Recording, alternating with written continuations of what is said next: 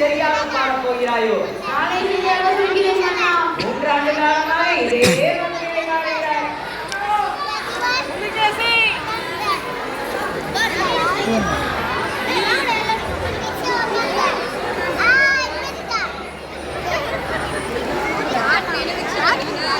உறக்கம் மன்னர் வருவதற்கு கூட தெரியாமல் பகலிலே உறக்கமா? காலையில் வருவது நீங்கே நின்றவாறு பிடித்துக் கொண்டு தூங்குவது, கேட்டால் வீட்டில் நிம்மதியாக தூக்கவில்லை என்று காரணம் சொல்வது. மறுமுறை இதே போல் நீ தூங்கினால் ஊசியை காலின் வழியை விட்டு உன் மூளையை பதவிகள் தாக்குவதே. மன்னிப்பு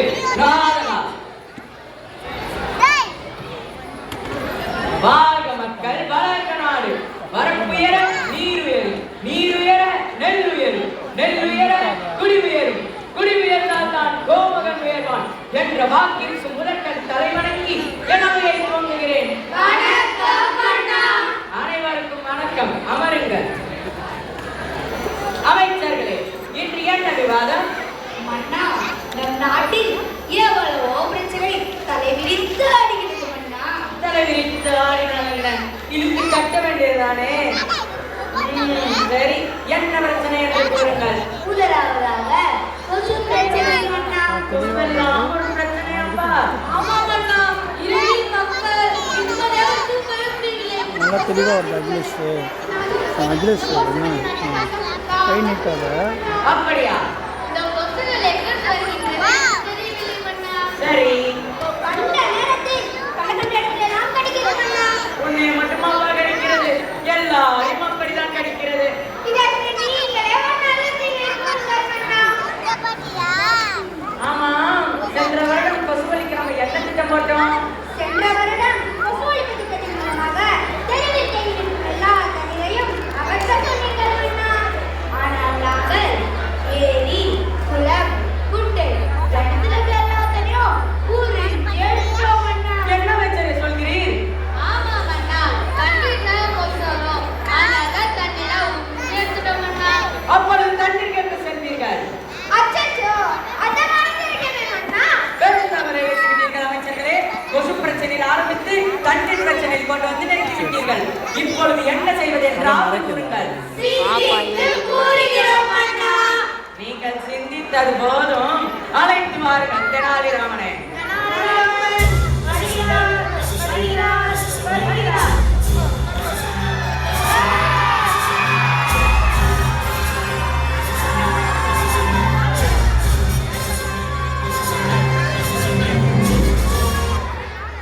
வையம் போன்ற பாட்டுகள் கண்டவன், கண்டல் போல மக்களை காக்கும் காவலன், ஏற்றுமதி கல்வியை போற்றி வழங்கும் கோமகன், கலைத்தாயின் முதல்வன் தர்மத்தின் தலைநகர், காவலருக்கு காவலர், மன்னருக்கு மன்னவர், எங்கள் மாமன்னன் புலிகேசி, நீடூழி வாழ்க.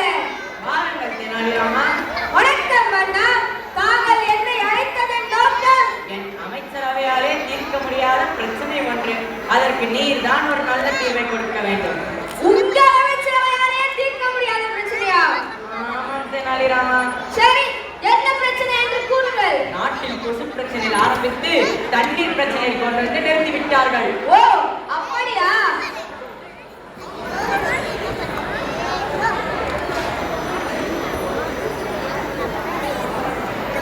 கொசு பிரச்சனையை தீர்க்க மக்கள் குப்பைகளை குப்பை தொட்டியில் தான் போட வேண்டும்.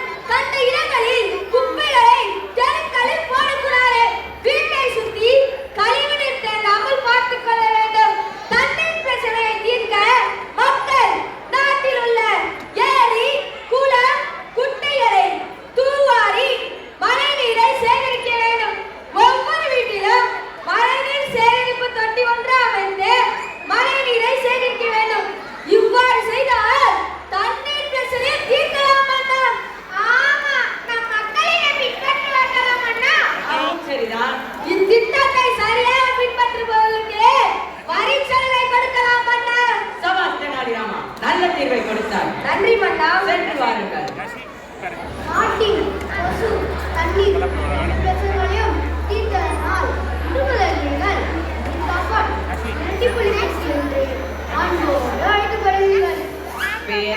நன்றாகத்தான் இருக்கிறது.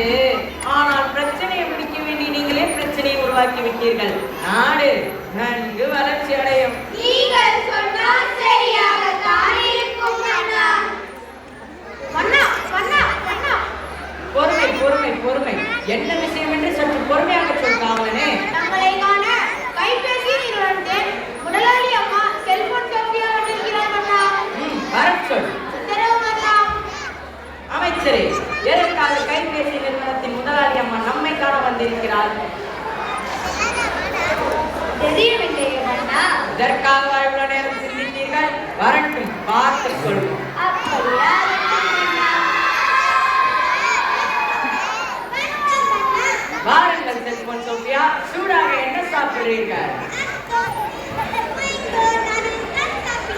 அப்படியே இல்லையேம்மா. சரி, நாங்கள் வந்ததன் நோக்கம்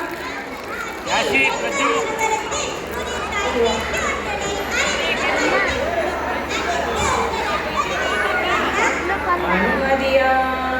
சற்றே யோசிக்க வேண்டிய விஷயம்தான்.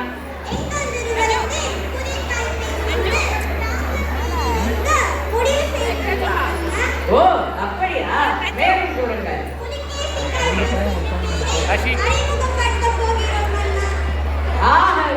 அருமை, நல்ல பெயராகத்தான் உள்ளது. நம் நாடு முழுவதும் புலிகேசி கைபேசி விற்பனை தொடங்கிவிடுங்கள். சென்று வாருங்கள். புதிய பெயர் சூட்டப்பட்ட கைபேசி வாயிலாக மாமன்னர் புலிகேசியின் புகழ் எங்கும் பரவட்டும். பரவட்டும் பரவட்டும், நன்றாக பரவட்டும். அமருங்கள். மன்னா, என்ன அடுத்த வருஷம் பிரச்சனை. மறுபடியும் முதலில் இருந்தா? நீங்கள் பிரச்சனையை முதலில் சொல்லுங்கள். சிறிய பிரச்சனையா அல்லது பெரிய பிரச்சனையா என்பதை நான் முடிவு செய்து கொள்கிறேன். பக்கத்து நாட்டின் மன்னர் பாருங்கள், ஓலை எழுதியுள்ளார் மன்னா. என்னது ஓலையா? நாட்டில் எவ்வளவு வேலைகள் பெண்டி கிடக்கின்றன. இந்நேரத்தில் அதற்காக ஓலை எழுதியுள்ளார். என்ன வேலை இது? ஓலை வந்து செய்தி கேட்கல் மன்னா. சரி, என்ன சொல்லியிருக்காரு? பக்கத்து நாட்டு பாரம்பரிய மன்னா, நீங்கள் கைபேசி நிறுவனத்துடன் கூட்டணி வைத்ததாக நம் நாட்டின் மீது போர்த்தெடுக்க போதாக செய்தி அனுப்பியுள்ளார் மன்னா. கூட்டணி வைத்தது ஒரு குற்றமா? அதற்காக ஒரு போரா? பெரும் மக்கள் போரா இருக்கிறதே. இப்பொழுது என்ன செய்வது மன்னா? ஒரு சமாதான புறாவையும் பக்கத்து நாட்டு பரம்பரைக்கு பரிசாக புலிகேசி கைபேசியை அனுப்பிவிடுங்கள். நீங்கள் சொன்னால் சரியாகத்தான் இருக்கும் மன்னா. வெற்றி நமதே. ஜெய் புலிகேசி. மன்னா, நம் நாட்டில் புரட்சி படை ஒன்று தயாராகி வருகிறது. எதற்காக அமைச்சரே? தங்களை அழிப்பதற்காக புரட்சி படை உருவாகிறது என்று செய்தி வந்துள்ளது மன்னா. என்னது? என் நாட்டில் எனக்கு எதிராக புரட்சி படையா? புலிகேசி, உன் நாட்டில் உனக்கு எதிரிகளா? இதை முளையிலே கிள்ளி எறிய வேண்டாமா? யார் அங்கே? வணக்கம் மன்னா, தங்களை காண நம் நாட்டின் ரகசிய ஒற்றர் வந்திருக்கிறார். மன்னா, உடனடியாக செய்தி வந்துவிட்டது. ஆமாம், அவன் என் மச்சன் அல்லவா? அவன் அப்படிதான் இருப்பான். சரியான நேரத்தில் சரியாக உதவான். அவனை வரச் சொல் காவலனே. உத்தரவு மன்னா. அமைச்சரே, இம்முறை நம் மச்சனை நன்கு கவனித்து அனுப்ப வேண்டும். அதாவது ஒற்றனுக்கு நிறைய பரிசுகளோடு வெகுமதி கொடுத்து அனுப்ப சொல்கிறீர்கள். அப்படிதானே மன்னா? கப்போ, சரியாக சொன்னீர்கள் அமைச்சரே. நன்றி மன்னா. வணக்கம் மன்னா. வா ஒற்றனே, சூடாக பருத்தி பால் சாப்பிடுகிறாயா? வேண்டாம் மன்னா, வயிறு சரியில்லை. அப்படி என்றால் சோம தர்மம் தான் பிடிக்க வேண்டும். அதுவும் வேண்டாம் மன்னா. வேண்டாமா? சரி, என்ன செய்தி கொண்டு வந்துள்ளாய் ஒற்றனே? பக்கத்து நாட்டின் மன்னர் பரமர் நம் நாட்டின் மீது போர் தொடுக்க போகிற செய்தி வந்துவிட்டுள்ளார். முடியல. பக்கத்து நாட்டு பரமர் ஆமா மன்னா. நம் மீது ஆமா மன்னா. போர். ஆமா மன்னா.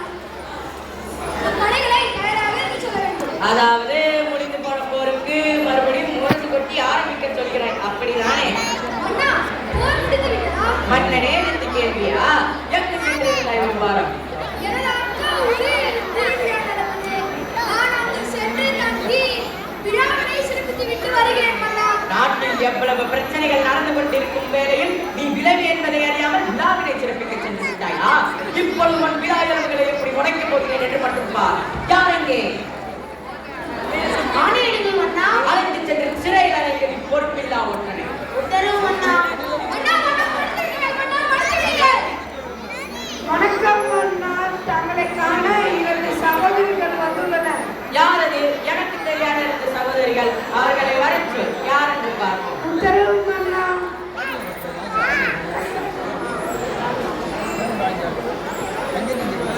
வணக்கம் அண்ணா. யாருக்கு? என் சகோதரி நிலைமை. என்னம்மா ஆயிற்று? என்ன நடந்ததென்று சற்று நிதானமாக சொல். நீங்கள் அனுமதி கொடுத்த தொலைபேசி கைபேசியின் விளைவுதான் இது. என்னம்மா சொல்கிறாய்? மக்களுக்கு பயன்படும் என்றுதானே இந்த வசதியை நான் செய்து கொடுத்தேன். நீங்கள் சொல்வது சரிதான் அண்ணா. ஆனால் இவர் பாடம் படிக்கும் நேரத்தை தவிர மற்ற அனைத்து நேரங்களிலும் என் கைபேசியில் விளையாடி இந்த நிலைமைக்கு வந்துவிட்டார். அண்ணா வாருங்கள், நம் எதிரிகள் தாக்க வருகிறார்கள். வாருங்கள், அவர்கள் எதிர்த்து சாட்டை போடும். துப்பாக்கி தூக்குங்கள், குறிப்பாடுகள் அவர்கள் சூட்டிவிட்டோம் அண்ணா. என்னம்மா கையில் கைபேசி இல்லாமல் அண்ணா நன்றாக பாருங்கள், என் கையில் தான் கைபேசி உள்ளது. பார்த்தீர்களா அண்ணா? இதுதான் என் தங்கையின் நிலைமை. அமைச்சர்களே, மக்களிடையே கைபேசி பயன்பாட்டை பற்றிய விழிப்புணர்வே இல்லை. மக்களிடையே கைபேசி விழிப்புணர்வை ஏற்படுத்த உங்களுடைய ஆலோசனைகளை கூறுங்கள். அண்ணா, நீண்ட நேரம் கைபேசியை பயன்படுத்துவதற்கு அபராதம் விதிக்க வேண்டும் அண்ணா. அவர்களை யார் கண்காணிப்பது அண்ணா? அதுவும் சரிதான். மாற்று யோசனை என்றால் கூறுங்கள் அமைச்சர்களே. அண்ணா, எனக்கு ஒரு யோசனை. விரைந்து சொல்லுங்கள் அமைச்சரே, உங்களின் ஆலோசனையை. மக்களுக்கு கொடுக்கும் இலவச இணையதளங்களை ஊக்குவிக்காதீங்க. அப்படி செய்தால் கைபேசி பயன்பாடே இருக்காதே அண்ணா. அதுவும் சரிதான். அண்ணா, அதிகமான முறையில் தரங்களை பயன்படுத்துவதை சிறையில் எடுக்காதீங்க. அப்படி செய்தால் நாம் உங்களை தான் முதலில் சிறை வைக்க வேண்டும். ஏற்றிச் சுரக்காய் பறித்து விடுவார் என்பார்கள். அதுபோல உங்கள் யோசனைகளுக்கும் காரியத்தில் விடுவார்கள். அழைத்து வாருங்கள் தெனாலிராமனை. ஏன் கலாச்சாரத்தை அழைக்க வேண்டும் அண்ணா? ஏன் எங்கள் கருத்துக்களுக்கு நகைச்சரவில் முக்கியத்துவம் இல்லையா? உங்கள் சிந்திப்பதற்கு மட்டும்தான், சிந்திப்பதற்கல்ல. அப்படி என்ன? எங்கள் கருத்துக்களை ஞானிகளுக்கும் கருத்துக்களை சிந்திக்க வைத்திருக்கிறது அண்ணா. கேட்கிறீர்களா?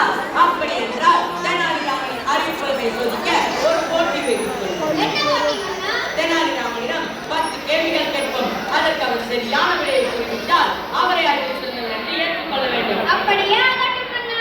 சரி, கேள்விகளை நீங்கள் கேட்கிறீர்களா அல்லது நான் கேட்கட்டுமா? நீங்களே கேளுங்கள் அண்ணா. அழைத்து வாருங்கள் தெனாலிராமனை. நாராயண் வருகிறார், வருகிறார், வருகிறார். வணக்கம் அண்ணா.